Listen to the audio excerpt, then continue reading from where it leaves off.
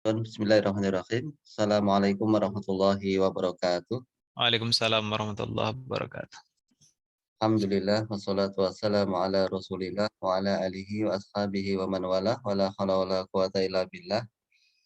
Alhamdulillah Bapak Ibu sekalian peserta pengajian Joglo Dakwahmu Al-Maskuri yang berbahagia, yang saya hormati, saya cintai, Allah Ta'ala merahmati kita semua. Pada Amin. malam hari yang berbahagia ini kita kembali berjumpa untuk mengkaji ilmu agama, kita ambil manfaat dari hadis dalam kitab Arba'in An-Nawawiyah karya Al-Imam An-Nawawi rahimahullah ta'ala yang disarah oleh Imam Daqiq Al-Aid rahimahullah ta'ala. Baik, untuk meningkat waktu, monggo Al-Ustadz Ari Wibowo, waktu dan tempat kami aturkan. Tafadhol Mas Kuron. Ya, terima kasih Mbak Tito. Assalamualaikum warahmatullahi wabarakatuh. Waalaikumsalam warahmatullahi wabarakatuh. Alhamdulillahilladzi arsala rasulahu bil huda wa dinil haq liyudhhirahu 'alad dini kullih wa kafa billahi syahida. Asyhadu an la ilaha illallah wahdahu la syarikalah wa asyhadu anna Muhammadan abduhu wa rasuluhu la nabiyya ba'dah. Segala puji bagi Allah, kita syukuri nikmat yang Allah berikan pada malam hari ini untuk bersama-sama thalabul ilmi, menuntut ilmu, yang itu merupakan perintah agama dan juga kebutuhan kita sendiri sebagai umat manusia. Dengan menuntut ilmu itu, maka kita justru akan semakin merasa banyak yang belum diketahui. Tapi kalau orang tidak mau menuntut ilmu, maka seolah-olah segala sesuatu sudah dia ketahui. Itulah sebabnya kenapa orang yang ilmunya semakin bertambah, maka dia akan semakin rendah hati.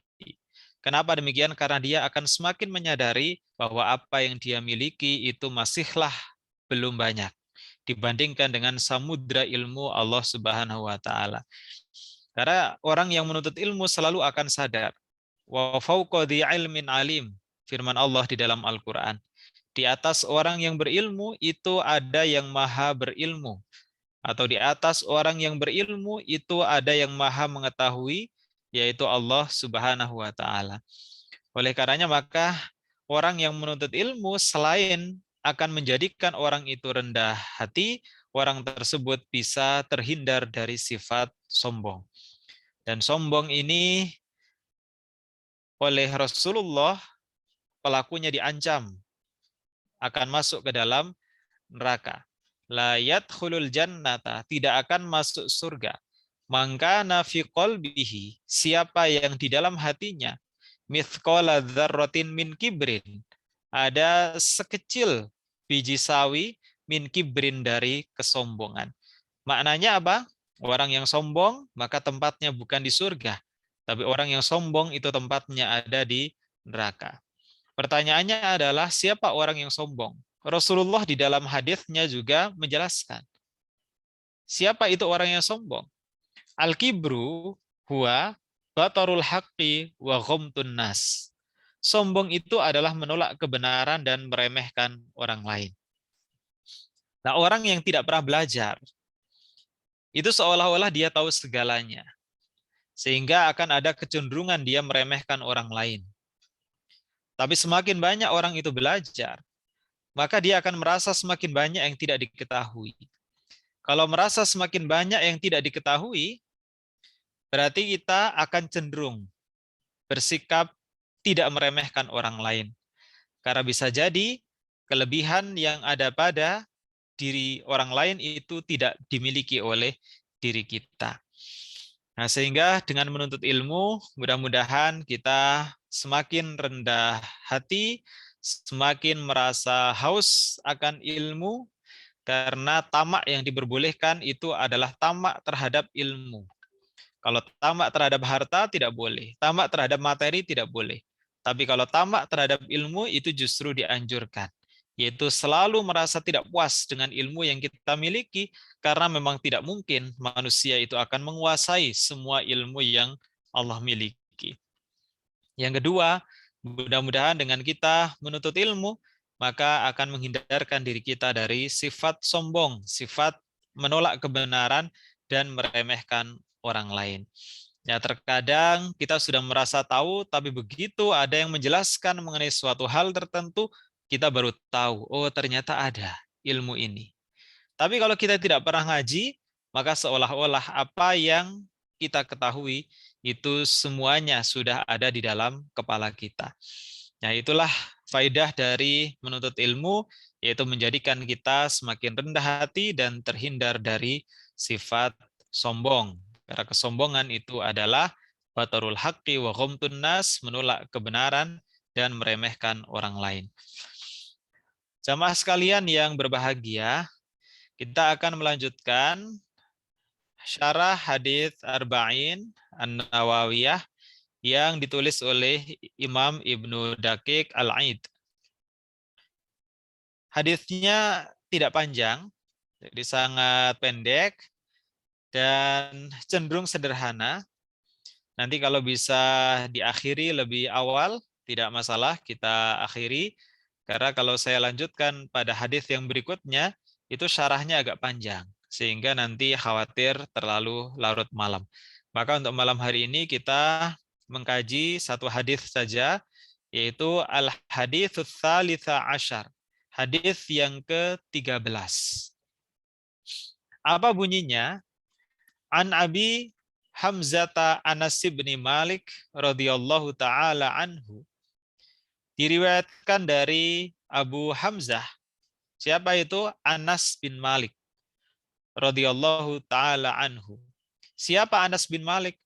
Khadimi Rasulillah sallallahu alaihi wasallam. Dia adalah pembantu Rasulullah sallallahu alaihi wasallam.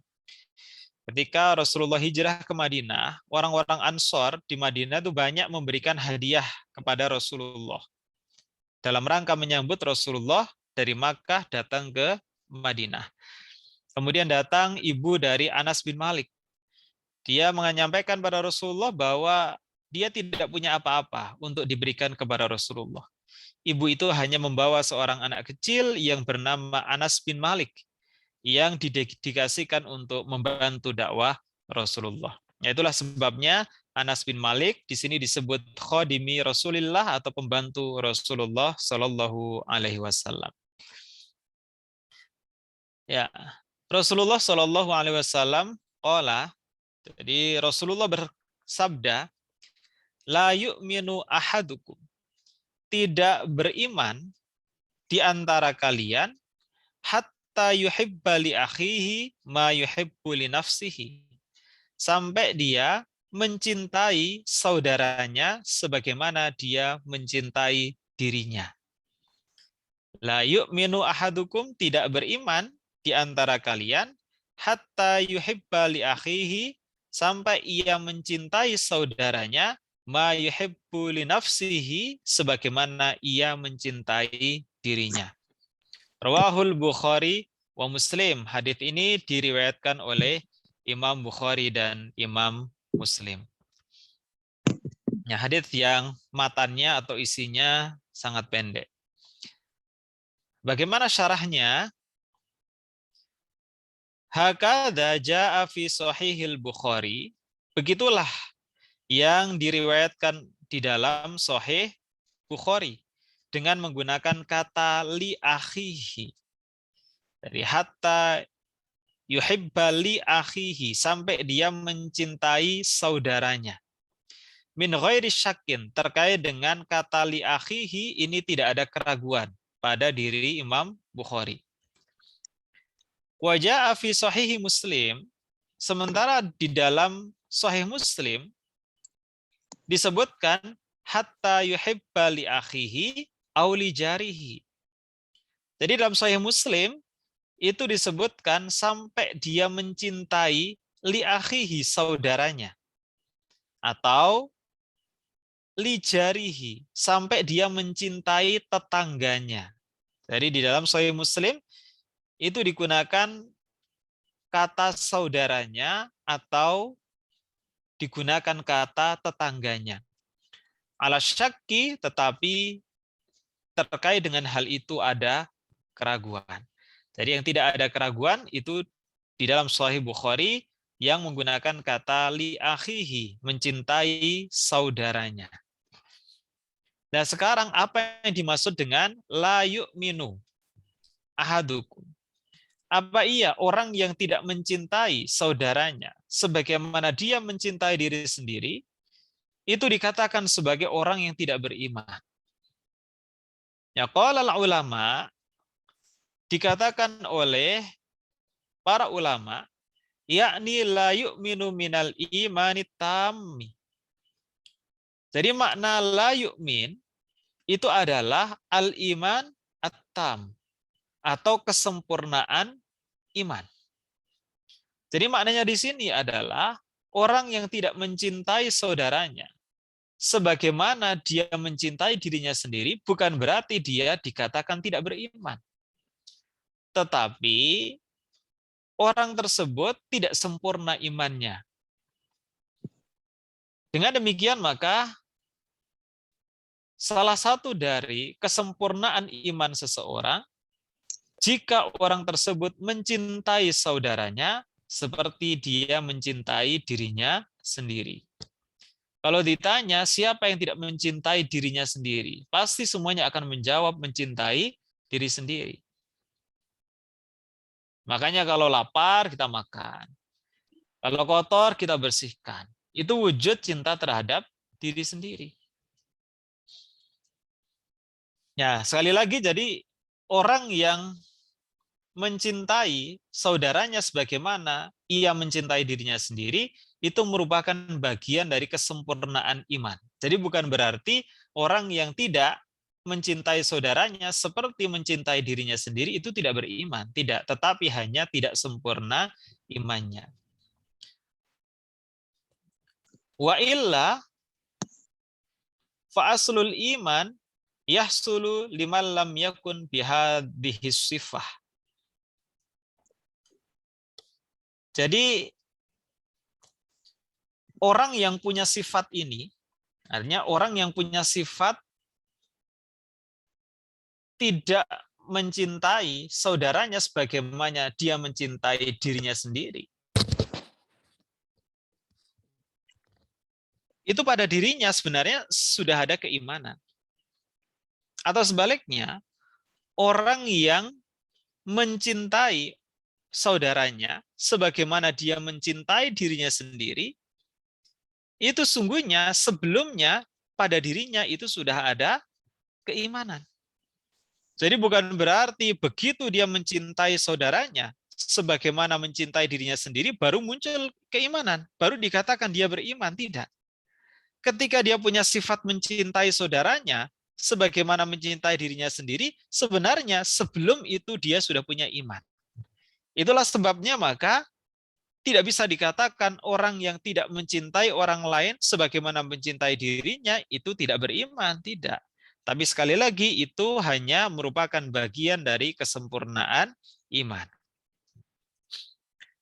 Wal muradu artinya yuhibbu li akhihi minat ta'ati wal asya'i al mubahat. Jadi yang dimaksud dalam hadis tersebut adalah mencintai saudaranya dari ketaatan dan segala sesuatu yang diperbolehkan. Jadi maksud mencintai saudaranya itu adalah mencintai karena ketaatannya dan mencintai karena segala sesuatu yang itu diperbolehkan oleh syariat.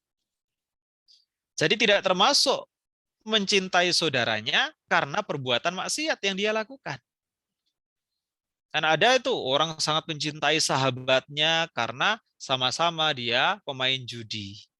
Dia sangat mencintai saudaranya karena sama-sama merupakan pecandu narkoba.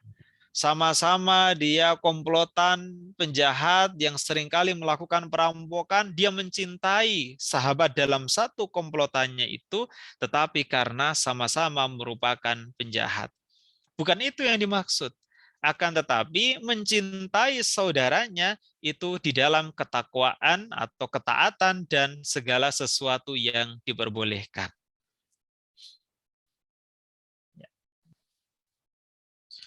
Wa yadullu alaihi ma jaa fi riwayatin Nasa'i. Ini didukung oleh hadits yang diriwayatkan oleh Nasa'i, hatta yuhibba li akhihi minal khairi ma yuhibbu li nafsihi. Ini di redaksi yang lain yang diriwayatkan oleh Nasa'i, sampai dia mencintai saudaranya dari kebaikannya ma yuhibbu li nafsihi, sebagaimana ia mencintai dirinya.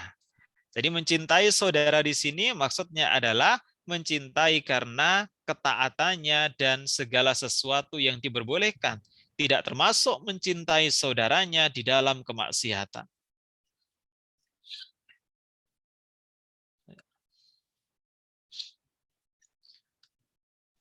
Oleh Syekh Abu Amru bin Salah, jadi dikatakan oleh Syekh Abu Amr bin Salah, wahada qad yu'addu minas sa'bi al-mumtani'i. Jadi ini sulit sekali terjadi kalau maknanya itu adalah iman. Walaisa kadzalik, dan bukan itu. Jadi dia menegaskan ini maksudnya bukan iman, tetapi ini adalah kesempurnaan iman. Ya, id ma'nahu, maka maknanya adalah la yakmulu imanu ahadikum hatta yuhibba li akhihi fil islami ma yuhibbu li nafsihi.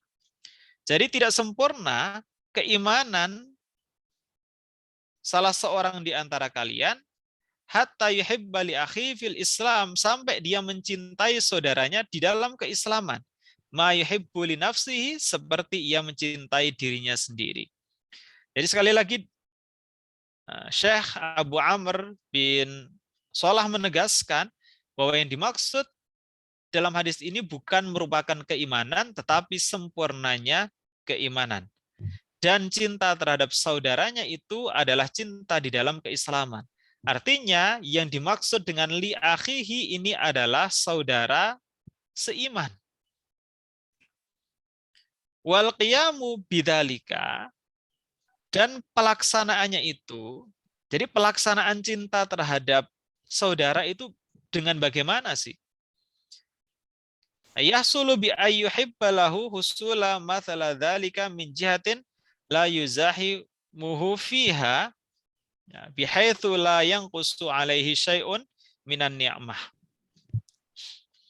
Ya, jadi pelaksanaan dari kecintaan terhadap saudaranya tersebut adalah ketika saudaranya itu mendapatkan kenikmatan atau kebahagiaan, la yuzahimuhu fiha, dia tidak merasa iri hati.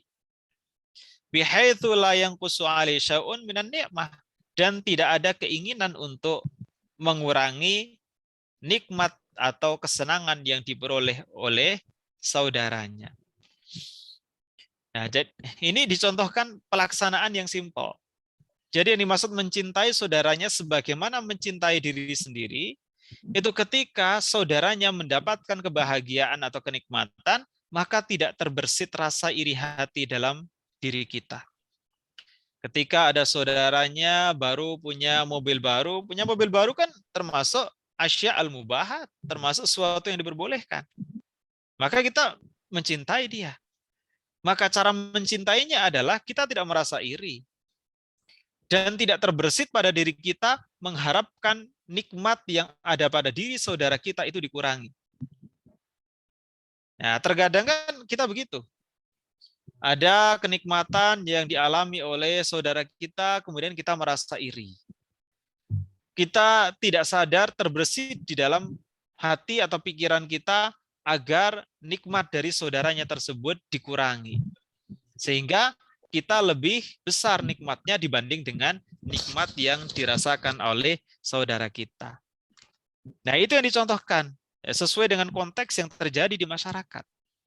Jadi mencintai saudaranya itu tidak ada iri hati terhadap saudara kita yang mendapatkan kebahagiaan, kesenangan atau kenikmatan, dan tidak berharap bahwa saudara kita itu nikmatnya dikurangi. Wadzalika sahlun qorib. Untuk melakukan hal yang demikian itu adalah hal yang sangat mudah. Alal qalbis salim, tetapi untuk orang-orang yang hatinya lurus, yang hatinya itu salim. Jadi untuk berbuat yang demikian, untuk orang yang hatinya itu lurus, itu hal yang mudah. Tidak iri terhadap kenikmatan yang diperoleh oleh orang lain, itu sangat mudah. Tetapi bagi orang yang hatinya lurus, wa inna ma ya'suru 'alal qalbi ad-daghli. Jadi itu akan sulit bagi orang yang hatinya itu kotor. Nah, maka kita bisa menjadikan itu sebagai ukuran. Sebenarnya hati kita itu salim atau hati kita itu daghl, kotor. Ketika kita melihat saudara kita mendapatkan kenikmatan, kok kita tidak iri hati, tapi kita juga ikut merasa senang, berarti hati kita adalah salim.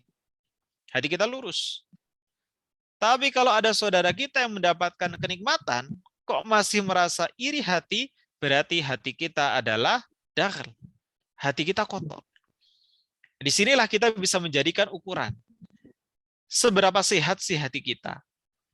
Hati yang sehat tidak akan iri dengan kenikmatan yang didapatkan oleh orang lain. Tapi hati yang kotor, dia akan iri terhadap kenikmatan yang dirasakan oleh orang lain. Afanallah ta'ala wa ikhwanana ajma'in. Ibnu Dakik kemudian mengakhiri penjelasan di paragraf ini dengan mendoakan agar senantiasa Allah memelihara hati kita dan saudara-saudara kita semuanya. Ini penjelasan di dalam paragraf yang pertama. Ya waqala Abu Zinad, kita lanjutkan. Dan Abu Zinad berkata, dhahiru hadzal hadits at-tasawi. Sebenarnya secara dohir, hadis ini menunjukkan pada kesamaan derajat. Ya, lebih luas lagi. Jadi Abu Zinad memaknai hadis mengenai kecintaan seseorang terhadap saudaranya, sebagaimana orang tersebut mencintai dirinya, itu menunjukkan adanya persamaan derajat. Wa haqiqatuhu at-tafdil, sekalipun manusia itu punya tabiat, yaitu keinginan untuk lebih unggul dibanding dengan orang lain. Li'annal insan, karena manusia, yuhibbu ayyakuna afdolan nas, dia menyukai atau senang apabila dia lebih unggul dibanding dengan orang lain. Nah, fa idza ahabba li akhihi mithlahu faqad dakhalahu fi jumlatin am-mafdulin. Jadi kalau kita mencintai saudara kita sama dengan kita mencintai diri kita, itu saja seolah-olah kita itu kalah. Kita tuh diungguli oleh orang lain. Jadi misalnya, kok saudara kita mendapatkan kenikmatan yang besar, kita ikut senang. Itu saja bisa jadi menjadikan kita itu seolah-olah diungguli oleh orang lain. Ala taro annal insan yuhibbu ayyantasifa min haqqihi wa madlamatihi. Lah bagaimana kalau kita menginginkan,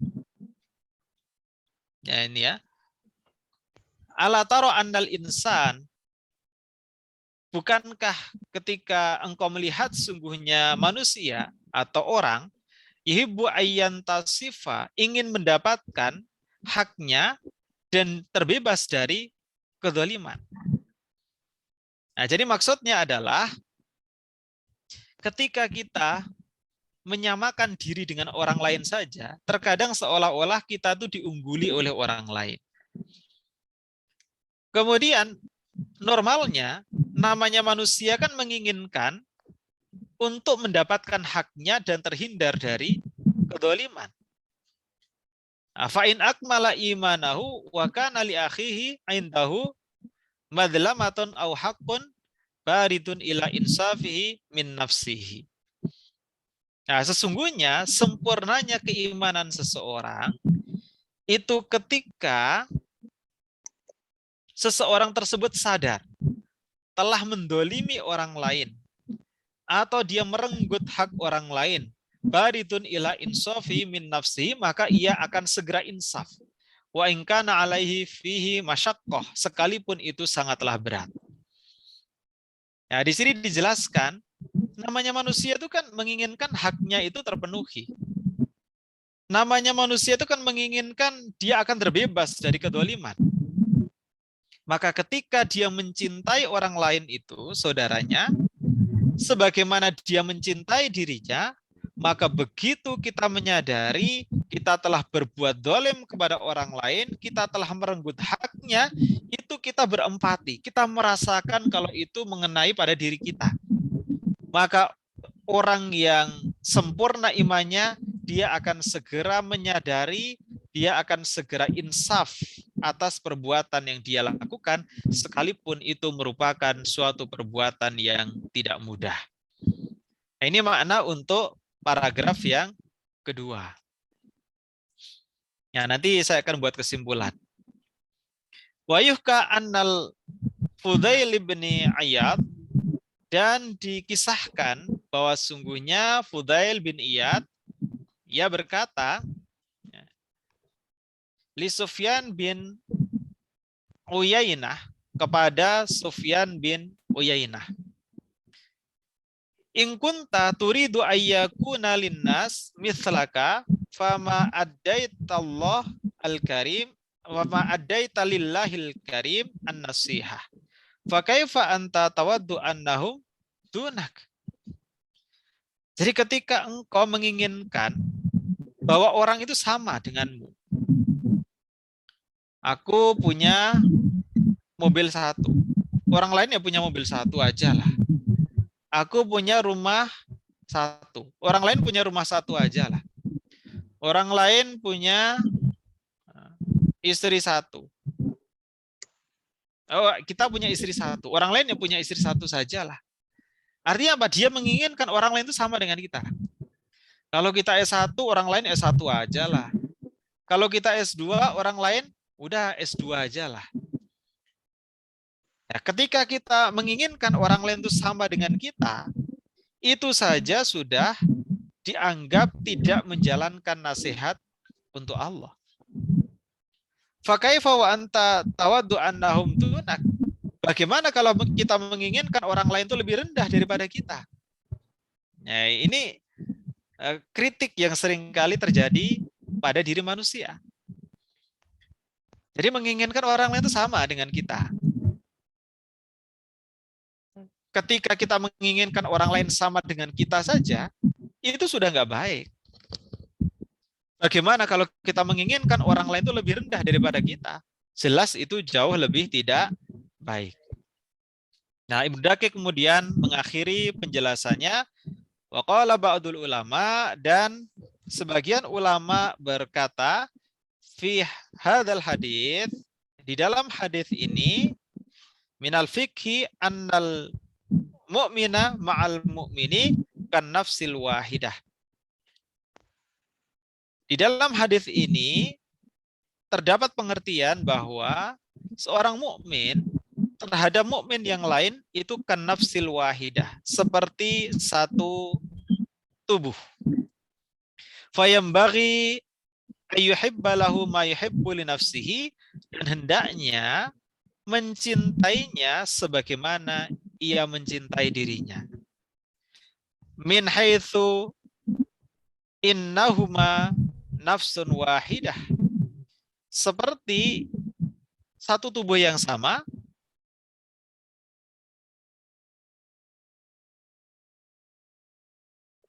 kama jaa fil haditsil, dijelaskan oleh hadis yang lain, al mu'minuna kal jasadil wahid. Orang-orang mukmin itu seperti satu jasad, satu tubuh.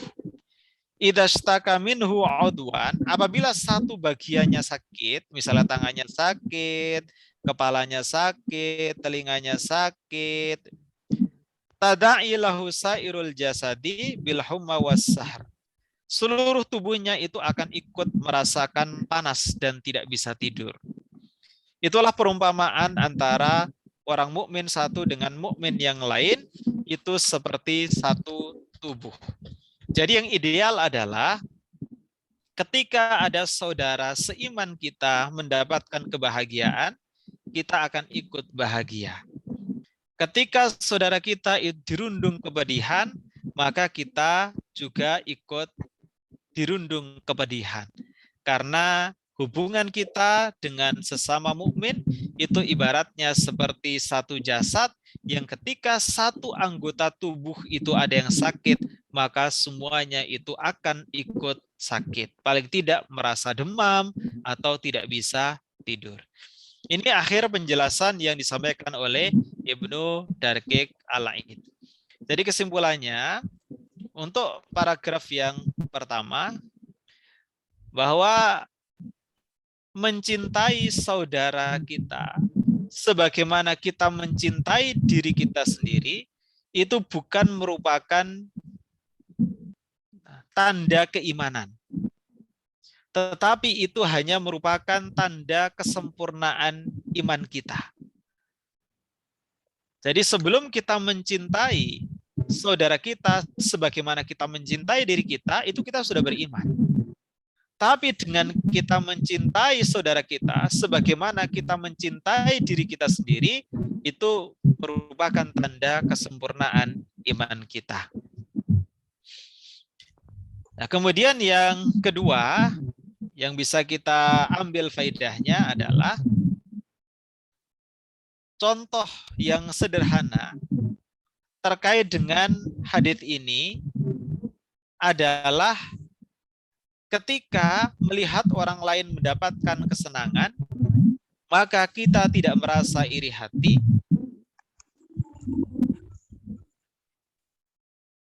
Kita tidak merasa iri hati. Dan juga kita tidak menginginkan untuk berkurangnya kenikmatan yang dirasakan oleh saudara kita. Dan itu sangatlah mudah bagi orang yang hatinya salim atau lurus. Tapi itu akan menjadi yang sulit sekali bagi orang yang hatinya kotor. Itu yang kedua. Kemudian yang ketiga, hadits ini juga menggambarkan persamaan derajat. Jadi antara satu mukmin dengan mukmin yang lain itu derajatnya sama. Makanya mencintai orang lain seperti mencintai diri. Jadi artinya cinta pada orang lain dengan cinta terhadap diri itu sama. Berarti antara satu mukmin dengan mukmin yang lain itu derajatnya sama. Ya, kalau yang bedakan ketakwaan, siapa yang bisa menilai ketakwaan? Yang bisa menilai hanya Allah. Maka bagi manusia antara satu mukmin dengan mukmin yang lain itu memiliki derajat yang sama. Sekalipun tabiat manusia itu menginginkan dia lebih unggul dibanding dengan orang lain. Kemudian yang keempat, yang terkandung di dalam hadits ini adalah setiap orang itu pasti menginginkan haknya terpenuhi dan dia terbebas dari kedzaliman. Maka orang yang imannya itu sempurna, ketika dia merasa merenggut hak orang lain atau berbuat zalim kepada orang lain, maka akan segera menginsafi dan dia akan menyesali perbuatan yang dia lakukan. Tapi kok biasa-biasa saja, berarti ini tanda-tanda tidak sempurnanya keimanan seseorang. Ini yang keempat. Kemudian yang kelima,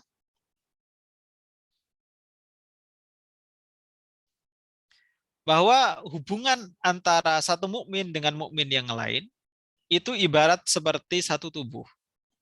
Apabila ada salah satu anggota tubuh yang sakit, maka akan sakitlah seluruh tubuhnya. Itulah yang menggambarkan hubungan antara satu mukmin dengan mukmin yang lain. Ya, jamaah sekalian yang berbahagia, di dalam Al-Qur'an itu ada ayat innamal mu'minuna ikhwatun. Sungguhnya orang-orang mukmin itu adalah ikhwah. Kalau dari segi ilmu bahasa, kata ikhwatun itu berbeda dengan ikhwan. Jadi kata saudara itu terkadang dalam bentuk jamak ya, dalam bentuk plural, itu kadang digunakan kata ikhwatun, kadang juga digunakan kata ikhwanun. Ya. Ikhwati fillah, kadang ada yang ikhwani fillah. Bedanya apa? Kalau ikhwatun itu adalah hubungan persaudaraan laksana saudara kandung. Sementara kalau ikhwanun itu hubungan persaudaraan di luar saudara kandung. Maka diibaratkan innamal mu'minuna ikhwatun, bukan ikhwanun, itu hubungan antara satu mukmin dengan mukmin yang lain itu laksana saudara kandung. Kalau merasakan bahagia, maka kita ikut bahagia. Kalau merasakan sedih, kita ikut merasa sedih. Itu ayat di dalam Al-Quran. Saya kira itu yang bisa saya sampaikan terkait dengan hadits yang ke-13 yang sangat pendek dan sederhana. Kalau mau ada hal yang mau ditanyakan, saya persilahkan. Tapi kalau tidak, nanti bisa kita akhiri lebih awal. Terima kasih. Assalamualaikum warahmatullahi wabarakatuh. Waalaikumsalam warahmatullahi wabarakatuh. Terima kasih jazakumullah khair Ustadz Ari Wibowo atas tausiahnya, Masya Allah. Sangat bermanfaat bagi kita, terutama untuk lebih kepada memperbaiki hati kita untuk tazkiyatun nufus kita lebih mencintai saudara kita ya, karena ini salah satu indikator dari kesempurnaan iman kita. Ternyata iman bukan hanya sekedar keyakinan, tapi juga iman dikaitkan dengan kesempurnaan iman, dikaitkan dengan juga akhlak ya. Kalau kita lihat dari yang lainnya juga dikaitkan dengan menghormati tetangga, memuliakan tamu dan sebagainya. Pada malam hari ini kesempurnaan iman dikaitkan dengan kecintaan kita terhadap saudara kita sendiri, saudara kita sama muslim. Demikian jemaah sekalian, silakan kalau ada yang ingin disampaikan atau ditanyakan kepada Ustadz, kami persilahkan. Waktunya masih lumayan longgar ini, monggo.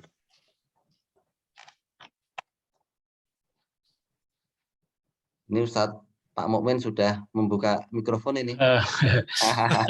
Iyalah, saya sudah terima kuda-kuda kasih. ini. Saya berapa kali absen ya, karena dan tadi Mas Hari itu begitu mantepnya menyebut nama-nama saya beberapa kali.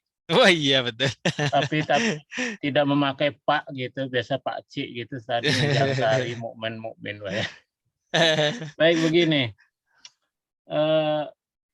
ya seperti ini kan kita juga sudah sering mendengarkan itu. Tetapi dalam prakteknya Pak Ari, kecintaan kita dengan saudara kita sesama, katakanlah sesama mukmin tadi kan salah satunya adalah meluruskan atau memberitahu atau dalam kata-kata mengkritik lah kalau beliaunya itu ada jalan yang menurut patut gitulah ya, menurut patutnya kurang elok. Tapi terkadang kan jadi apa, apalagi misalnya yang kita berikan saran atau kritik itu kawan kita yang memegang jabatan, ya kan, memegang jabatan. Nah, sekarang ini kan banyak orang apatis gitu ya, wis luweh-luweh saja misalnya di kampus saja gitu. Karena dikira tadi itu, dikira iri, dikira merongrong jabatan.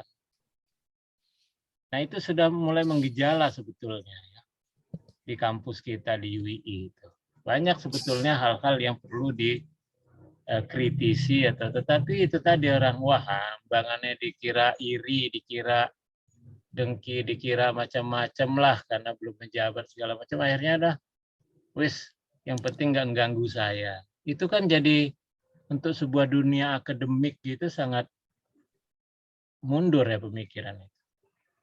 Nah, beda mungkin dengan saya, kalau saya tetap aja gitu ya, ada sesuatu saya ngomong aja karena pikir saya itu adalah fardu kifayah gitu ya, untuk mengingatkan seseorang daripada nggak ada kasihan, kalaupun enggak itu. Nah, seperti itu Pak Ari. Jadi kalau kita punya niat tadi sebetulnya kan ya nggak tahu lah kayak kita ya, atau mungkin lah ada sebiji zarah gitu ya yang sebesar atom, mungkin aja sih ada rasa apa namanya yang manusiawi lah, ada rasa ketidakenakan, apa ketidakcocokan dengan dia, dengan kita mengkritik. Tapi sebetulnya lebih dari itu ada hal yang lebih penting gitu ya, apalagi kalau dia memegang jabatan bahwa ini untuk umat, untuk kebaikan apa kampus atau fakultas atau institusi.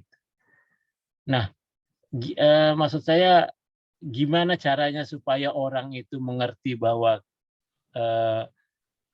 inna mu'minun ikhwatun itu tadi, dan berilah nasihat kepada, itu bisa diterima gitu, bahwa ini sebuah nasihat dari, katanya kan kawan yang baik itu kawan yang mengocei kekurangan kita, tapi kawan yang jelek itu yang selalu yes man kan gitu. Nah, tetapi dalam keadaan tertentu kan yang yes man itu yang diperlukan, enggak nggih. Yang penting apa istilahnya, kedudukan saya tidak ada yang mengerongrong, tidak ada yang menyinyir, nyeri gitu. Sehingga orang-orang seperti inilah yang justru malah dihimpun. Itu kan bahaya gitu. Itu dulu yang ingin tanggapan Pak Ari masalah seperti ini. Oke. Maka langsung aja Ustaz Ari. Terima kasih Pak Mukmin. Di dalam hadis yang lain itu ada al-mu'minu mir'atul mu'min. Seorang mukmin itu adalah cermin bagi mukmin yang lain. Itu memang yang memaknai banyak variasinya. Salah satunya ada yang memaknai bahwa karena hubungan antar mukmin itu adalah ibarat saudara kandung, maka semestinya sudah tidak ada lagi rahasia. Artinya apa? Keburukan yang memang ada pada diri seseorang itu mestinya diketahui oleh mukmin yang lain. Apa fungsinya? Fungsinya adalah untuk memberikan nasihat. Kenapa demikian? Tadi saya sampaikan terkait dengan syarah yang disampaikan oleh Ibnu Daqiq. Kalau seorang mukmin itu merasa bahwa mukmin yang lain itu seperti saudara kandung, maka ketika ada mukmin lain itu dia berbuat kesalahan, maka harusnya kita nggak rela. Karena ketika kita salah, itu kan kita nggak izinkan kita salah. Jangan sampai dong kita salah. Kalau kita itu mencintai mukmin yang lain sebagaimana kita mencintai diri sendiri, maka kita mencegah orang lain itu salah sebagaimana kita mencegah diri kita salah. Ya, oleh karenanya maka ketika kita memberikan nasihat kepada mukmin yang lain, itu justru menunjukkan kecintaan kita kepada mukmin yang lain, bukan karena kebencian. Nah, soal niat itu kan urusan masing-masing. Tiada manusia yang bisa memastikan niat seseorang. Niat itu urusannya hanyalah seorang hamba dengan Allah. Nahnu nahkum bidwahir wallahu yatawallas sarair. Kita itu menghukumi apa yang nampak dan Allah lah yang akan menghukumi hal yang tidak nampak. Maka ketika ada seorang pimpinan itu menyimpulkan bahwa ini niatnya nggak baik ini. Kenapa? Karena dia pengen menjabat. Itu sudah bukan ranah manusia. Itu ranahnya Allah. Karena apa? Itu nggak nampak. Itu ada pada hati seseorang. Yang kita lihat adalah dohirnya. Dia menyampaikan kritik. Kalau kritik itu memang konstruktif, ya menjadikan lebih baik, maka kritik itu harus diterima dengan lapang dada. Tapi kalau tidak pun, maka kritik itu tetap harus diterima sebagai sebuah masukan. Jadi tidak boleh orang itu sudah curiga bahwa kritik yang diberikan itu ada niat yang terselubung. Karena niat itu hanyalah urusan Allah dengan hambanya. Nah, kemudian di dalam Islam itu juga ada ungkapan. Sodikuka man abkaka, la man adhakaka. Temanmu itu adalah temanmu itu adalah yang membuat kamu menangis. Bukan yang membuat kamu tertawa terbahak-bahak. Artinya apa? Temanmu yang sesungguhnya itu adalah orang yang membuat kamu sadar akan kesalahan yang kamu lakukan. Laman adhakaka, bukan orang yang membuat kamu melayang-layang karena pujian. Itu di dalam ungkapan yang sudah sangat masyhur, itu pepatah dalam bahasa Arab atau mahfudun. Nah, tapi itu maknanya sangat baik menurut saya. Oleh karenanya maka kesimpulannya ketika kita memberikan nasihat kepada mukmin yang lain itu berarti menunjukkan bahwa kita mencintai mukmin itu sebagaimana kita mencintai diri. Kita tidak izinkan kita melakukan kesalahan, maka kita juga tidak izinkan mukmin yang lain untuk melakukan kesalahan.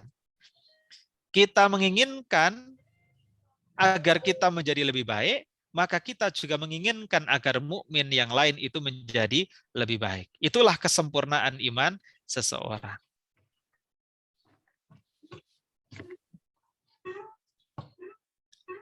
Ya, demikian Pak Dito. Oke, matur suwun Ustaz Ari. Demikian Pak Mukmin Iya. jawaban Ustaz Ari. Jadi Pak Mukmin kalau punya hobi memberikan masukan itu adalah tanda kecintaan Pak Mukmin terhadap pemimpinnya. Jadi Pak Mukmin cinta ke Jokowi, Pak Mukmin cinta ke pimpinan fakultas dan lain sebagainya. Gitu Ustaz Ari ya. Jokowi dulu. Iya. Iya, itu tanda Pak Mukmin cinta Jokowi sebenarnya. Oke. Mungkin ada lagi Bapak-bapak, Ibu-ibu?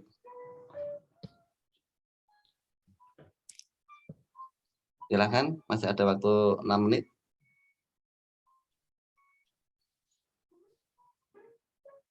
Oke. Kalau tidak, ya saya sebagai moderator juga mungkin mau ada pertanyaan gitu ya. Kenal supaya 6 menit setengah 9 Ustaz Ari. Terkait dengan tadi kan Pak Mukmin sebenarnya melengkapi syarah dari Syekh Daqiq ya. Artinya ternyata ada sebagian mencintai itu salah satunya adalah dengan menasihati gitu ya. Sekarang kan masalahnya terkadang yang kita nasihati misalkan tadi dicontohkan Pak Mukmin itu mungkin sebenarnya disampaikan Pak Mukmin mungkin responnya kurang baik gitu ya. Ya sekarang mungkin bisa minta Ustadz Ari, kami minta Ustadz Ari untuk memberikan nasihat atau teknik bagaimana caranya ketika kita memberikan nasihat itu gitu ya, itu ini soal teknik ya, kalau dinyatakan dihabiskan soal teknik gitu. Itu yang kita beri nasihat itu kemudian ya dia sesuai dengan yang kita nasihatkan gitu ya. Artinya kalau itu sebuah kebenaran dia ya kembali kepada kebenaran ya. Sehingga tidak punya persepsi bahwasanya misalkan tadi yang disampaikan Pak Momen kita pun juga ingin menjabat atau sebagainya lah gitu. Ini terkait dengan teknik ya. Monggo, matur suwun. Ya. Nasihat itu kan sebenarnya amar ma'ruf nahi mungkar atau dakwah. Maka sesuai dengan yang diajarkan, ud'u ila sabili rabbika bil hikmati wal mau'izatil hasanah wajadilhum billati hiya ahsan. Jadi dakwah Islamiyah itu dilakukan dengan bil hikmah, dengan memberikan contoh. Kenapa memberikan contoh? Karena terkadang orang itu nggak butuh diceramai, tapi dia hanya butuh melihat adanya sosok yang bisa diteladani. Ketika seseorang itu jujur, maka sungguhnya dia sudah mengajarkan kejujuran. Ketika orang itu adil, sungguhnya dia sudah memberikan nasihat mengenai keadilan. Ketika dia bersih-bersih, menjaga kebersihan, sungguhnya dia sudah memberikan nasihat mengenai bagaimana menjaga kebersihan. Ketika dia sudah berbicara sopan santun, maka sungguhnya dia sedang menasihati orang agar berbicara dengan santun. Itu dengan hikmah. Yang kedua adalah bil mau'izatil hasanah. Dengan nasihat yang baik. Itu maksud di sini adalah dengan nasihat lisan. Tapi itu dengan cara yang baik. Tapi yang pertama nggak boleh ditinggalkan. Hikmah itu tetap mutlak. Jadi ketika seseorang itu hanya bil mau'izatil hasanah, tetapi perilakunya tidak menunjukkan sesuai dengan apa yang dia nasihatkan, maka yaitu akan kontraproduktif. Yang ketiga, kalau memang tidak cukup dengan mau'izah hasanah, maka wajadilhum billati ahsan, bisa mendebat. Jadi debat aja boleh memang dalam Islam, dibolehkan oleh Allah. Bil mujadalah, Tapi syaratnya mujadalah itu adalah dengan wajadilhum billati hiya ahsan. Mujadalah itu harus dilakukan dengan cara yang ahsan atau dengan cara yang baik. Nah, jadi kalau kita merujuk kepada ayat tadi, maka dalam melakukan dakwah atau memberikan nasihat kepada orang lain, itu dengan yang paling penting adalah hikmah dengan sikap dan perilaku kita sesuai dengan apa yang mau kita sampaikan kepada orang lain itu.